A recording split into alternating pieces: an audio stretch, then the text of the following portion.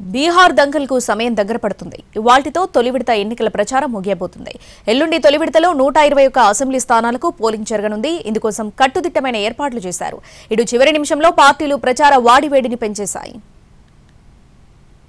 బీహార్ ఎన్నికల పర్వంలో తొలి విడతకు వేళైంది. గురువారం మొదటి విడత పోలింగ్ జరగనుండగా ఇవాళ సాయంత్రం 5 గంటలకు ప్రచారం సమాప్తం అవుతోంది.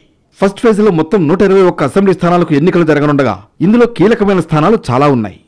తొలి విడతకు సాయంత్రంతో సమయం ముగిసిపోవడంతో సీనియర్లు రంగంలోకి దిగారు. బీజేపీ తరఫున 3 సీనియర్లు ప్రచారం నిర్వహిస్తున్నారు. ఇవాళ పలు ప్రాంతాల్లోని సభలు, రోడ్ షోలలో నడ్డా, అమిత్ షా, రాజ్నాథ్ పాల్గొంటారు. అటు మహాగఠబంధన్ కూటమి తరఫున 3 సభల్లో నేడు రాహుల్ పాల్గొననున్నారు. గోపాల్గంజ్, ఔరంగాబాద్, వజీర్గంజ్ లో జరిగే బహిరంగ సభలకు ఆయన హాజరవుతారు. క్లైమాక్స్ లో పార్టీల మధ్య మాటల యుద్ధం కూడా పీక్స్ కు వెళుతోంది. ఇక రెండో విడత ఎన్నికలు ఈ నెల 11న 122 స్థానాల్లో జరగనున్నాయి.